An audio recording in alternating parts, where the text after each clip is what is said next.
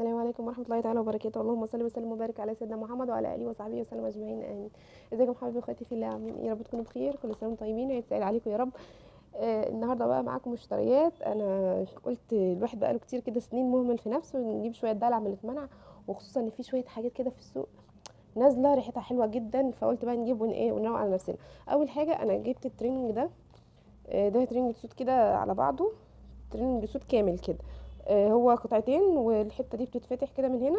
جبت واحد لونه نبيتي، وبعدين كنت جايباه في اول الشتاء.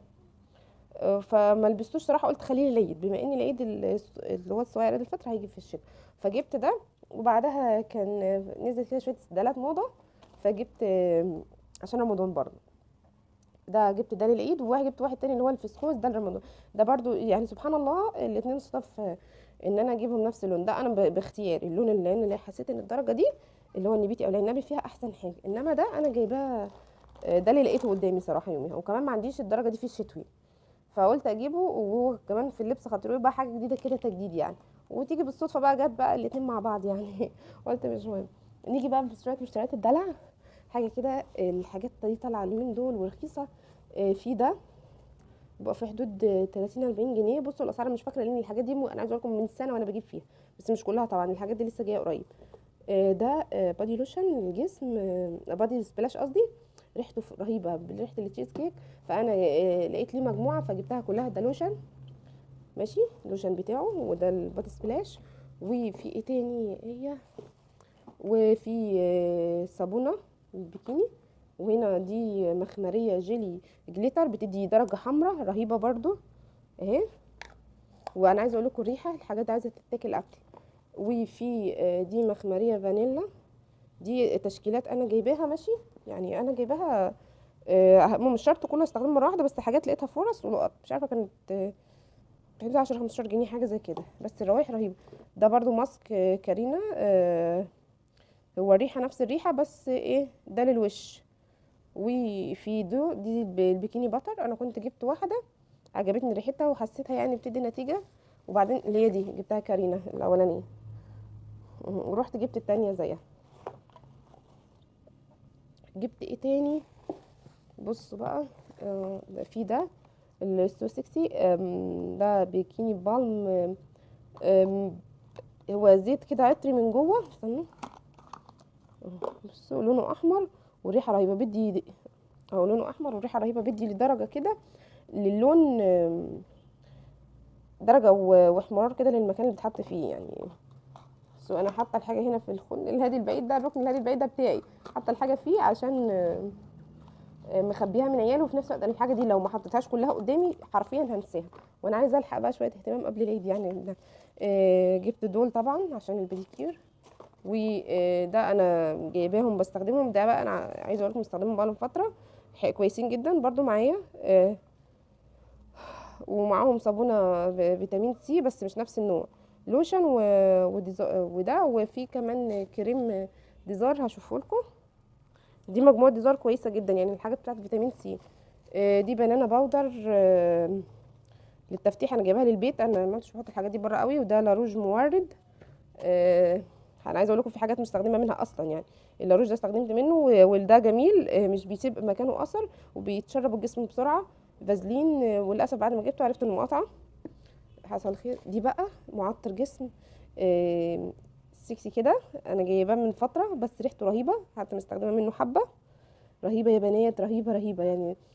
اسمه فاتي فلاور، تخليكي تحسي انت نفسك ورده كده، والثبات بتاعه بيفضل في الجسم كام يوم.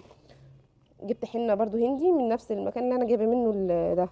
هي حاجاتها طبيعيه مستورده يعني. لونها احمر، قلت ايه علشان التغيير. جبت اسود وانا حطيتها في ايديا اهي، وما شاء الله عليها بقى لها 10 ايام. قلت احطها يعني قبل رمضان عشان البهدله قبل العيد. بقى لها 10 ايام في ايدي. وهي الجمانه دي حلوه برضو للضوافر، وممكن ترسم بيها على الجسم، ثابته على الجسم. ودوت عشان اسمه ايه ده، برايمر. جبت منه اتنين، لقيته رخيص يعني، فجبت اتنين علشان الميك اب وكده. وهنا ده عندي ده بتاع الحواجب ده، يعني هحسه قربت تخلص اهو بس بحبه. ده لا، ده بتاعي، ده متجوزه بيه عادي. دي بقى جميله برضو، بتاعه الشفايف مستخدمه منها. هي ايه طريه كده اللي هي ليب بالم برضو، بس ايه بقى بتدي لون وتحسيها عامله زي الزبده كده ولون طبيعي للشفايف. مسك الطهاره بالرمان طبعا مش هنساه، انا بحب الحاجات دي قوي. في ايه تاني؟ مانيكير احمر، يعني بما ان كل الحاجه حمرا بس كده كده مش هستخدمه. لا ده عندي، بس ده بيدي لون حلو. وبرده عندي اسمه ايه ده، جبت اللي هو كعب الغزال بتاع ايفونا، جميل برضو بستخدمه. يعني ده الاستخدام ده بحطه لو قاعده في البيت عشان تقيل قوي، انما التاني بيدي درجه اخف منه شويه. وجبت من الاسيتون 2 بما ان بقى في مانيكير وكده. وفي ده من كيكو، انا عايزه اقول لكم ده تحفه. تحفه برضو، بتحط على الشفايف بيديكي ملمس طبيعي، بس بعد ما تكوني عامله سكراب كده للشفايف، ملمس طبيعي كده وكأن شفايفك اصلا حمراء ومورده، وبيدي لمعه رهيبه.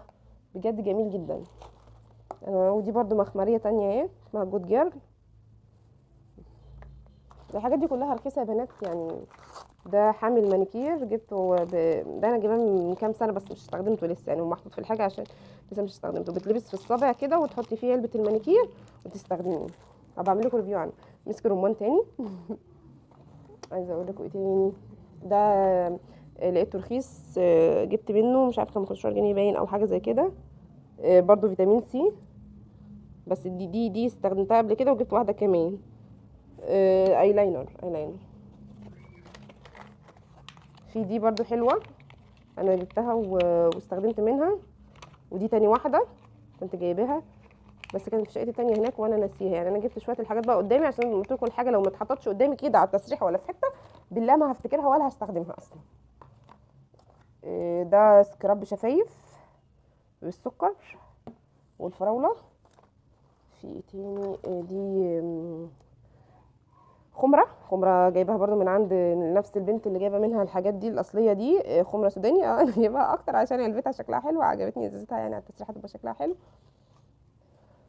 جبت بقى الاهم حاجه فيهم، بصوا يا بنات، ده يا الله ايه مش عارفه اتبهدل ايه. ده الجوانتي بتاع الايد بتاع السبا، هو والشراب. انا جبت الشراب الاول وبعدين رحت جبت الجوانتي لما جربت. انا عايزه اقول لكم ان هم كويس جدا. الشراب لما جربته كويس، بس ايه العيب؟ ايه في عيب واحد بالنسبه لي، مش هتعرفي تمشي فيه، تحسي انت زفلوط كده جوه، بتتزفلطي زفلطه، مش يعني انت تلبسيه وتنامي بيه. لكن هو كنتيجه كويس جدا، بتسيبي رجلك رطبه وتقومي تلاقي رجلك لسه رطبه وعليها لمعه كده حلوه ومع الاستخدام. بس يعني مش هو لوحده، لازم برضو يكون في كريم، بتحطي فيه كريم مثلا كارباميد، يوركير، اي حاجه مرطبه، فازلين، اي حاجه. برضو نفس الفكره هتعمليها مع الجوانتي اهو. العلب بتاعتهم بصوا هي جوه هنا اهو، لان عيالي كانوا محارين فيها وبيلعبوا فيها. طبعا دي حنه ده الكريم الفيتامين سي بتاع الديزار، بس ده بقى مش ديزار، ده كيس بيوتي، بس برضو يعني ايه حلو. بيدي نتيجه كويسه. بمشي بيه كريم اساس وفيتامين سي سوا. ده زيت ليمون بجيبه للتفتيح، بحطه مثلا على اي وصفه ولا حاجه طبيعيه للتفتيح، ممكن تحطيه على البشره كده، حلو برضو جميل جدا. جبت حاجات للعين، في ده وفي واحد تاني. ده كولاجين، يعني قلت واحد تاني كان غالي شويه، ده ممكن تلاقيه في حدود 50، تاني اغلى منه.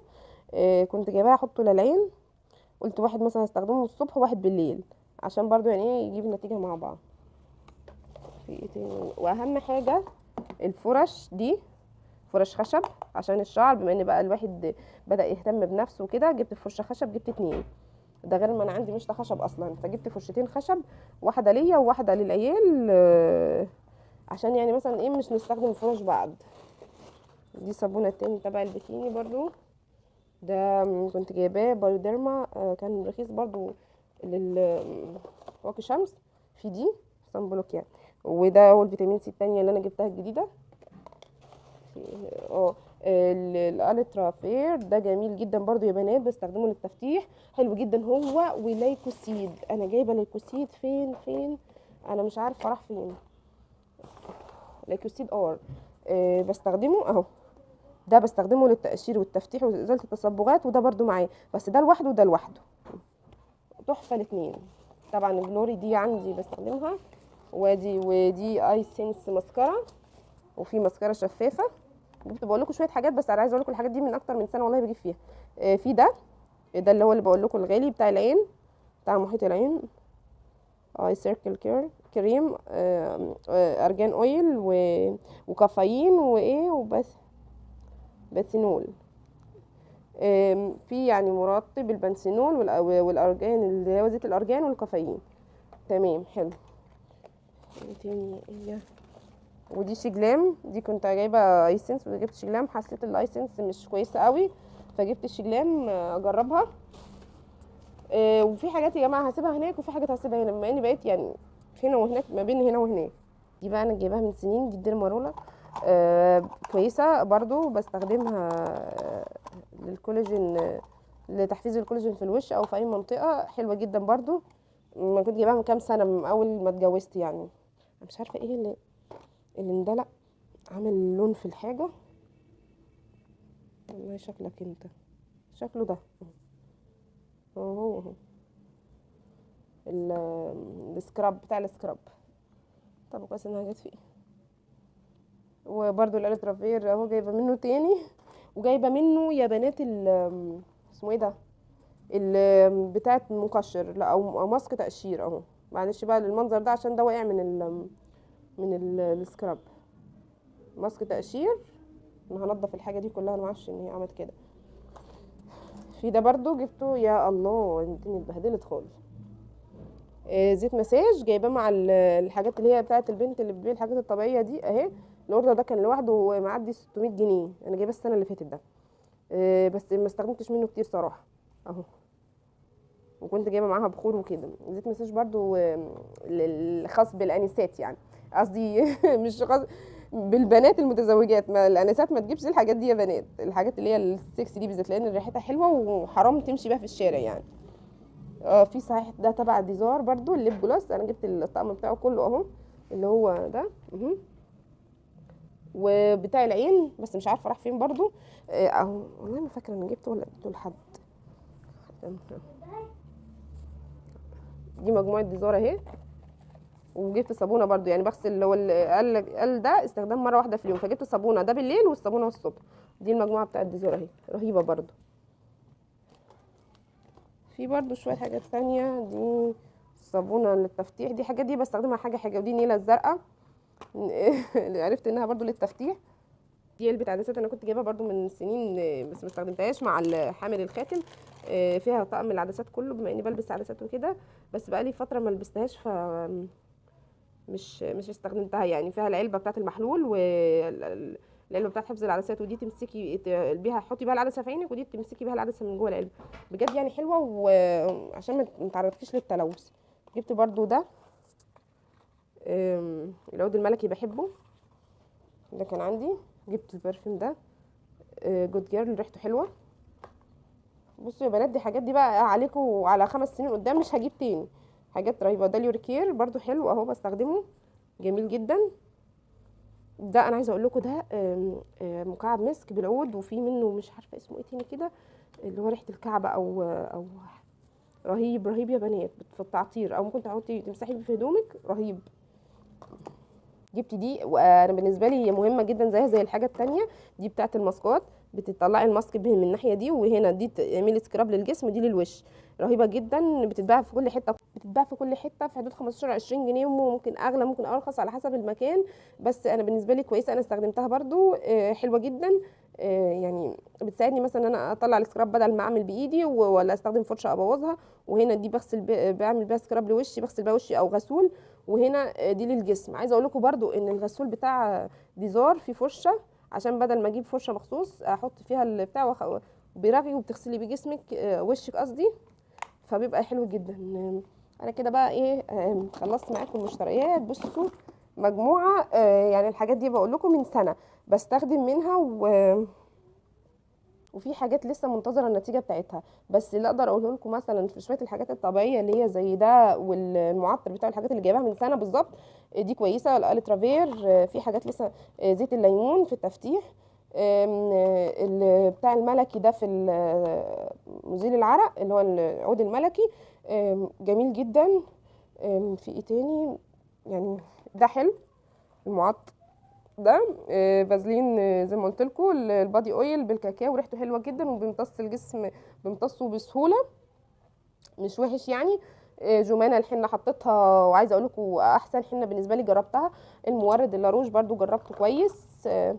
وده الليب بالم ده، والملمع ده بس حاساه يعني هو بيتحط على الشفايف بس، ما تقدريش تحطيه على على ميك اب او على روج على شفايفك، هي بيطلع في الفرشه، يعني هو يتحط على الشفايف بس كده على طول. هجرب بقى بقيه الحاجه وهبقى اعمل لكم ريفيو عنها لو عايزين اعمل ريفيو عن حاجه. دي بقى مكحله جوزي كان جايبها لي من السعوديه ومحتفظه بيها، بس مش عارفه غيرت لونها ليه. عايزه ابقى اكسدت من على التسريحه وهي محطوطه، عايزه ابقى ادعكها بليمون ولا حاجه. في توك اهي، وطبعا شويه اكسسوارز وتوك وحاجات كده يعني جايباها للعيد برضو. ده ما يعني اهم حاجه مش هننساها يعني برضو اهي، جبت دول معاهم. كانت من محلات اخر العنقود، والاتنين ونص وتلاتة ونص، ده ما عادش في اتنين ونص وتلاتة ونص دلوقتي اهي. وفي توك تانية كتير وحاجات حلوة يعني بجيبها. الغرض من الفيديو ده ان الواحد بفكركم وبفكر نفسي ان احنا ما ينفعش ننسى نفسنا. مش جبنا للبيت وجبنا للولاد وجبنا للعيد، واهم حاجة احنا هنقصر في حق نفسنا بجد، هتزعلي من نفسك وهتضايقي من نفسك. فلازم الواحد يفتكر نفسه كل شوية. لو حاجة يعني انا عايزة اقول لكم، بقول لكم والله دي بقالها سنة، الحاجات دي كلها يمكن واكتر كمان، يعني في حاجات جايباها من سنة، في حاجات من اكتر. فما ينفعش انسى نفسي واهمل في نفسي وارجع ازعل. هتزعلي من نفسك وهتضايقي من نفسك. لازم تخصصي لنفسك وقت كده، او طبعا انا بنصحكم وما بعملش بالنصيحه دي دايما، بس بحاول والله. يعني ساعات باجي ابص للحاجه كده، يعني كفايه ان انا بجيب الحاجه ولما ببص لها بقول حرام الفلوس اللي اندفعت فيها، فبقوم استخدم حتى لو مكسله.